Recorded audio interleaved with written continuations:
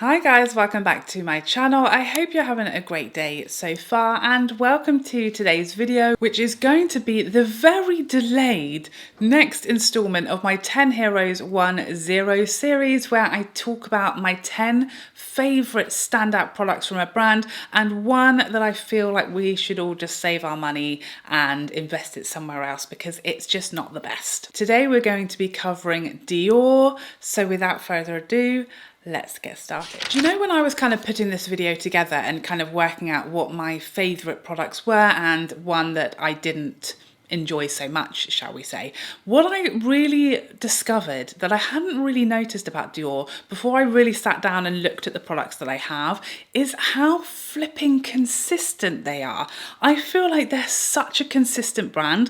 I really kind of had to put my thinking cap on to think of a product that I hated, and I will say I came up kind of short. There's one that I definitely feel like, save your money, there's better products out there, but typically I really enjoy Dior products. It's just a case of how much I enjoy them, whether it's a like or a love. But I really realised during this roundup that they have some incredible products. They're very consistent, very rarely any fails from the brand.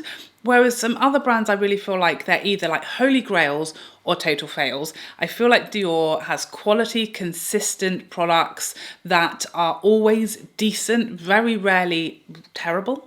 So yeah, I mean, that's just something I noticed, I thought I'd share. I also realised that Dior is a brand that I've kind of recently started to really enjoy, and a lot of the products in here are actually quite new products. So maybe it's the case that recently they've really been hitting the mark and tickling my pickle a lot and luring me in with the products that they're offering, or maybe it's just that I was underestimating them and I've just really recently kind of discovered how great a brand they are, and they've really become one of my favourite brands with lots of my favourite products in here. So enough about me, let's get started, for goodness sakes. First up, I'm going to talk about one of the newest products to my collection. It is their Glow Veil Primer.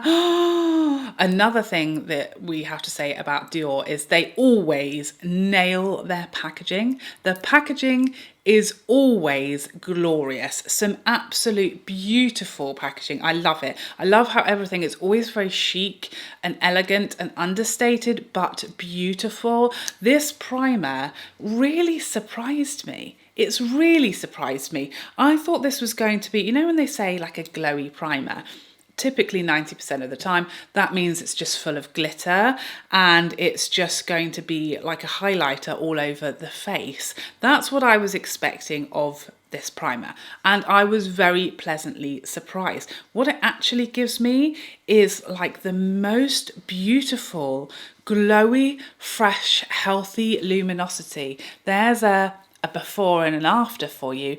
Just glorious lit from within skin. Like I said in my review, it's like you've had a facial. That's how it looks. Gorgeous, healthy, juicy, glowy luminosity that doesn't have glitter and sparkle in there. It's literally like a pearlescent finish. Just absolutely gorgeous. The scent I also really love. It just smells like expensive, luxurious skincare and just beautiful. This feels so lovely and hydrating and fresh on the skin. Also, one of the few primers, like luminous primers that claim to give you a boost of glow and luminosity that actually works through foundation. I actually see a noticeable increase in how luminous my skin looks after I've applied foundation over the top of this, where I feel like, again, 90% of sort of glowy luminous primers, once you put foundation on, you just can't see any luminosity left to speak of. This one really gives a glowy boost. It really helped me enjoy the Makeup by Mario foundation a bit more because it gave it that extra kind of hydrated, glowy look to it that I was struggling with that foundation. But when used over this, I like it a lot better, and I've tried this now with pretty much all of my foundations, even more glowy foundations, that I was a little terrified because I thought the foundation is already glowy enough. adding more glow could be a horrible mistake, could end up with an oil slick, could end up just like making it melt off my face or just being like too luminous.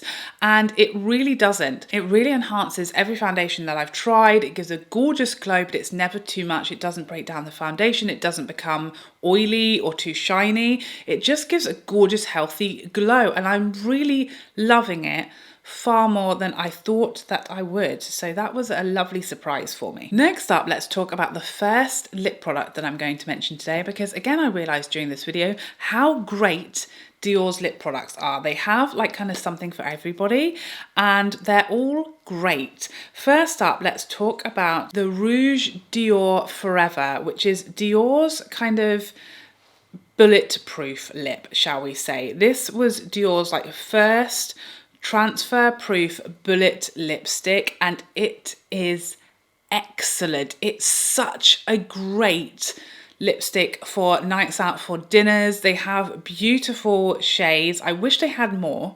I'll say that. I wish they had more. I feel like they've got a decent number of nudes and then like a lot of reds, but kind of missing anything else. And I've like really struggled to buy more shades. I have 3. I love them all, but I don't really see any other shades that I want to pick up that kind of suit me or tickle my pickle. This is the shade 518, so it's the deeper nude that I have. These wear beautifully. They're very, very smooth and flattering on like lines and texture on the lips, and they wear incredibly well. Much more comfortable than a liquid lipstick, but still has the amazing staying power and transfer resistance. Absolutely love these. Again, with that packaging, it's just so elegant and understated. Next up, let's talk about my favorite foundation from Dior, and it is the Forever Natural Nude. Again, with that stunning, understated, elegant packaging. Absolutely beautiful. Now, in every other foundation in Dior, they do the olive undertones, which again, I really appreciate having an olive undertone. Very rare to find. In this one, it's almost all just neutral shades. There are a couple of warm shades and a couple of cool shades, but almost all of the shades available are neutral. However, this does have quite a light amount of coverage, so most people will be able to find a shade that is kind of workable, like I did. So I used 3N in this one for my winter shade, and it's certainly good enough given that it is a light coverage. Very, very natural, very fresh, healthy, juicy looking skin that doesn't look like makeup for a sort of lighter makeup day. Really, really nice and flattering on texture, and it wears beautifully for a sort of lighter, like not really a skin tint, but a lighter coverage foundation with luminosity and healthy glow. I find this feels really nice and hydrating and lightweight, but it also really wears nicely as well. And this is my favorite foundation from the brand nowadays. We'll talk more about that later. Now, a category I would say that I haven't had as much luck with Dior as I have a lot of these other categories is their eyeshadow. But this little number, the Dior Khaki Neutrals from the Backstage collection, is the exception. It's such a wonderful colour story. I absolutely adore this colour story. It's gorgeous. With it being a Dior Backstage palette, or being a Dior eyeshadow palette full stop, I had very low expectations. I was nervous to use these because I have several of these palettes, the Backstage ones, and they always kind of underwhelm me. They're never quite punchy enough. I feel like the shimmers never deliver, and the colour stories are always gorgeous, but on the eye, I always feel like they're just a bit too soft. There's not enough punch, there's not enough pigment, and they always slightly disappoint me. And I expected the same from this one. And while this one still is a softer, more understated, quieter palette, it works. With this colour story, it just works. It's so pretty and soft, but different. And I think I just love this colour story so much that I don't mind that it's a bit quieter, that some of the shimmers aren't like super over the top, because the mattes are actually excellent, really blend beautifully, and I have no issue with building them. And I just think together with the mattes that have plenty of pigment, very buildable, and then some of the satins and the shimmers in here being quieter, the color story just somehow works. Even this yellow sort of gold shade, which I thought I'll never use, I actually really like and appreciate. And I think altogether the colors just work beautifully, and you just get the most beautiful look and effect when you use them all together. So I was just very pleasantly surprised at how much I loved it and how pretty it was, because the color story is just absolutely perfect for me. Next, let's talk about their bronzers. This is such a nice bronzer. Again, the packaging is stunning and I love this bronzer. It's so soft, like literally just swatching it, it's absolutely delightful. Very, very soft. And this shade, which is Amber Bronze, you can see how cool that is. Whenever I'm feeling like I want a less warm bronzer, this is the bronzer I go for. It's incredibly smooth formulation wise, very, very flattering, very kind of blurring on the skin, and really buildable. You can kind of blend this and get as natural or as pigmented of a bronze as you would like. And I just really appreciate the undertone of this bronzer because it's much cooler than a lot of bronzers, and I really like a cool bronzer a lot of the time. Very easy to work with, very, very buildable and blendable, and the undertone is just really something that kind of stands out as far as bronzers for me, because you just can't find a neutral to cool bronzer these days. Everything is super, super duper warm. And so I really appreciate having that cool option. And just the shade range of this bronzer as well is excellent, especially for a luxury brand. A lot of the time their shade ranges are just not what we would love them to be. This is a very good shade range and a really nice matte bronzer. If that's what you are looking for, that is an excellent one. I need to use that more. I'd forgotten how much I loved it until I started really thinking about the products that I've loved from Dior. I need to use that. I'm going to use that tomorrow. By the way, whenever I do any video that is not like a full face of makeup, I have people commenting, oh, I wish you'd done a full face. I wish you'd put all these products on. And the thing is, I don't know if you can tell, I'm really poorly. I'm just trying to get through this video the best I can. Okay, I definitely didn't have it in me to do a full face of makeup on camera today, so I can only apologize for that. I'm just trying to survive right now. Okay. Next up, let's talk about another lip product from the brand that I think is great, and it is their glosses. These are their Lip Maximizer glosses that until recently, I think they were basically a kind of sheer plumping gloss, and then they came out with a huge number of more pigmented coloured glosses that have just a really good kind of medium opacity to them. These have been a very popular launch from Dior. Again, we've got stunning packaging like we do every time. This is the shade 38, and it's just a really nice, healthy, glossy, shiny lip. It does have that sort of like tingling sensation, so if that's not for you, this will be a pass. As I said before, I don't notice like my lips looking larger after I've applied this, other than the fact that they have a gloss on, and shiny glosses look more full on the lips than a matte lipstick would, which they tend to shrivel up and die. Put a gloss on and your lips are always going to look a bit fuller because of the light factor, but these are a beautiful, shiny, not sticky, not gritty gloss that give a nice, smooth, pouty lip with a perfect amount of pigment. I don't want like a full coverage gloss, because when you have a really opaque gloss, I always find that they're gloopy. I always find they have that gloopy, clingy quality to them, whereas this medium kind of opacity, it's the sweet spot. You can get a beautiful amount of colour, you don't need a lipstick underneath, but without the gloopiness that nobody enjoys, surely. Is that just me? I don't know. Does anyone else experience gloss gloop? Let me know. Next up, let's talk about Dior's blushes. I feel like these are really underrated. Dior has stunning blushes, beautiful blushes. I don't think I own myself. I've underrated them myself, it seems. I don't think I own any permanent blushes from the brand. I always seem to pick up their limited edition blushes. My absolute favourite is 468. This was from the Birds of a Feather collection. One of my favourite ever winter skin tone only, kind of just everyday neutral blushes. It's got the most beautiful luminous finish. As you can see there, a very buildable formula. It started off like barely there, and now you can see it builds to just the perfect amount of colour on me. It's so luminous, not sparkly, not shimmery, smooth, and just gorgeous luminosity. Very similar to Chanel's gorgeous glowy blushes, but I feel like these just get so much less attention,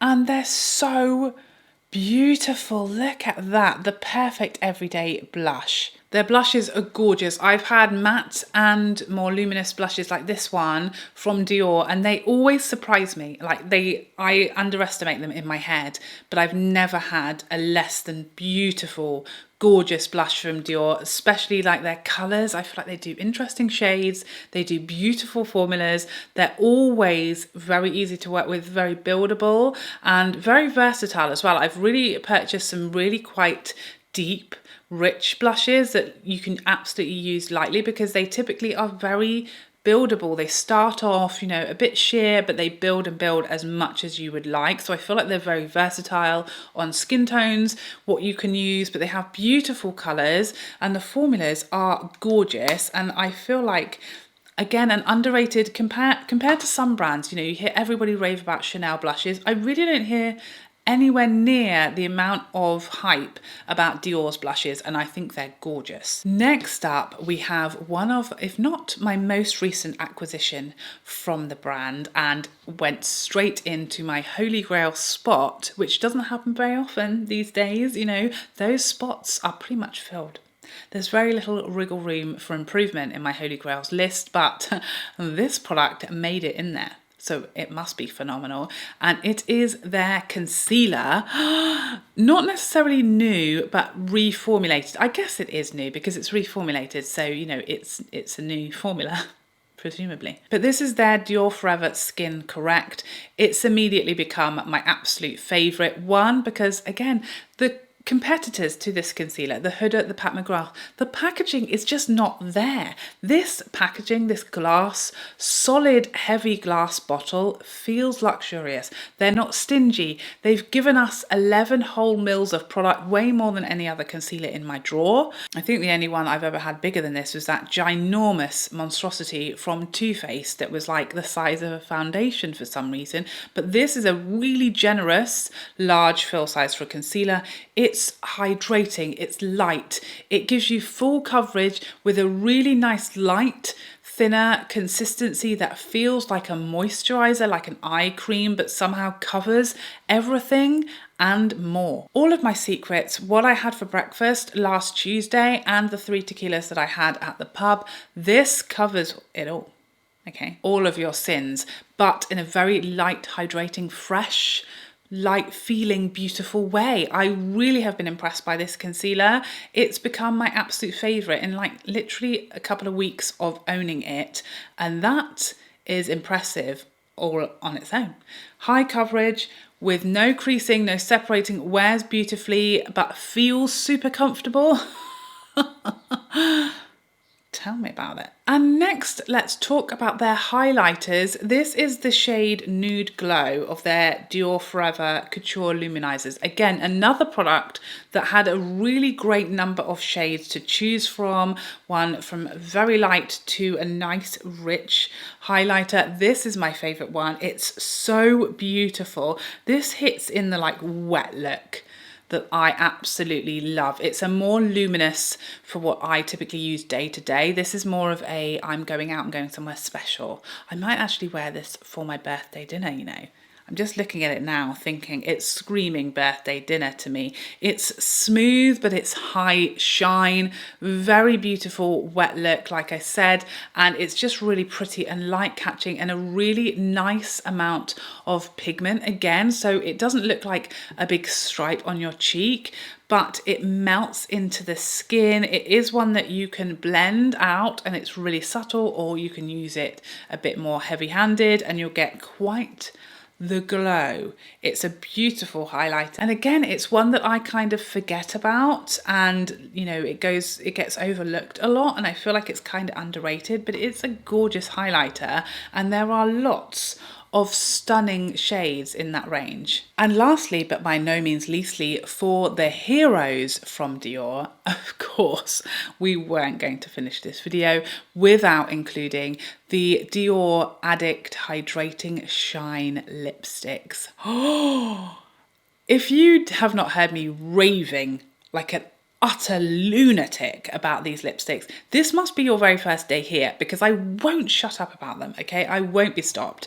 These are my favourite lipstick formula of all time. They are insane. They are so beautiful and comfortable, and the shine of these lipsticks are heaven sent. This is like the perfect amount of pigment and shine ratio, if you will. I just love a medium to full opacity shiny lipstick, and this is the best of those types of lipsticks. Not only because the formula is so comfortable and flattering and just gives you the most beautiful, soft, smooth, full looking, juicy lipidos. Not only that, this formula from Dior has the greatest colour offering I have ever seen in all of my life from one formula of lipstick. It's insane. It's not only the sheer number of them. Let me actually find out how many there are. 41 shades of the Dior Addict in two different finishes. You have some shiny, some that are more glittery, and it's not just the number, that is a huge number of shades to choose from. It's the variation among the shades. They literally have a shade for everybody, for every skin tone, for every preference. There are pinks, there's peaches, there's corals, there's rosewoods, there's mauves, there's browns of every different depth. There are nudes for every skin tone. There are berries, there's cools, there's warms. There's literally a shade, like, I don't know a shade they're missing. I don't know a shade they are missing. It's so comprehensive that I ended up buying 300 of them, and there's only 41, so you do the maths. I absolutely adore these lipsticks. Every time I see someone using one, or I go into a shop that sells these, I end up buying another colour. I've actually had to keep a list on my phone now of the ones that I already have. I just feel like every colour is beautiful, and I just seem to need them all. I can't stop buying them. I absolutely adore them. They're my favourite lipstick formula ever. Just feel like every day, day to day, the best of the best, absolute genius, groundbreaking colours to choose from. I don't know how anyone buys just one. I don't know how you do it, but fair play to you. And now we move to the camera just cut me off literally at mid-sentence, which is so rude and offensive. But now we move to the Zero, the one product that I would recommend you steer clear of. You save your money, that there are better out there. I don't actually own this product, so here is a picture of it, okay? But it's the Dior Forever Skin Glow Foundation. I did have the original formulation. This was a reformulation, much like the concealer, but in my opinion, far less successful. So I never tried the original concealer, but this is the reformulated one. I never tried the original, but my sources tell me that this is better, or certainly just as good, and the people who used to love the previous version also love this one. So it seems like a successful reformulation for most people.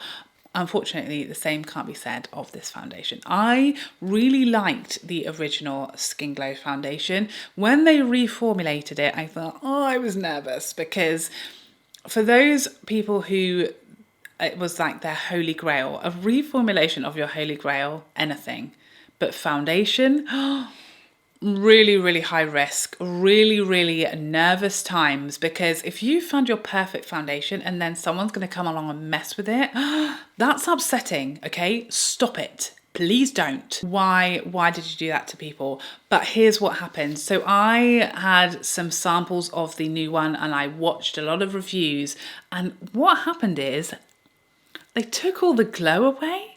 They took all of the glow out of the Skin Glow foundation, and it no longer has that gorgeous, glowy, luminous, healthy, fresh skin finish to it. It's now like a natural kind of finish, and it's absolutely devastating. Okay, lots of people, the original Skin Glow foundation was their holy grail foundation. This replacement is highly disappointing, especially if you had dry skin, and that healthy, glowy, luminous finish and hydrating feel to the foundation has all been taken away. Why would you do that to people? No, we don't like that. So it's not only the case that this new reformulated foundation is actually just very average, okay, it's not wowing anyone. They took a foundation that lots of people really loved and ruined it. Okay, they ruined it. So you're going straight on my naughty list. Okay, we're really far from Christmas now, but you are on there, Dior. You are on the list. Don't do that to people. Don't mess with people's foundations. How dare you? So there you have it. Those are my 10 heroes and 1 zero from Dior. Please let me know what your heroes and zeros are from the brand, and also let me know which brand I should do next, because it's been a long time since we did one of these videos. I'm not going to lie to you, I might have forgotten. That this series was going. Whoops. But so far we have done Charlotte Tilbury, Pat McGrath, Natasha, Denona, Nars, Chanel, and now Dior. Who should I do next? People always say Lisa Eldridge, but I need more products from Lisa before we can cover her, because I think she's basically got 10 products. So I've just kind of been listing all of the products from the brand as opposed to picking my favourites, which, I mean, honestly, it would be the same thing. But we need at least like 15 products before I can tell you the 10 best ones. So we can't do Lisa Eldridge, it's too soon. Once she's got a few more products, we can do Lisa Eldridge. But until then, give me your other brands that you would like to see next. Would it be MAC? Would it be Hourglass? Would it be Laura Mercier? Please hit me up with your suggestions for the next episode. I'll promise to try to remember to do this series and keep it going. Silly. Well, I hope you enjoyed this video, and I would love to see you in the next one. Otherwise, take care for now. Bye.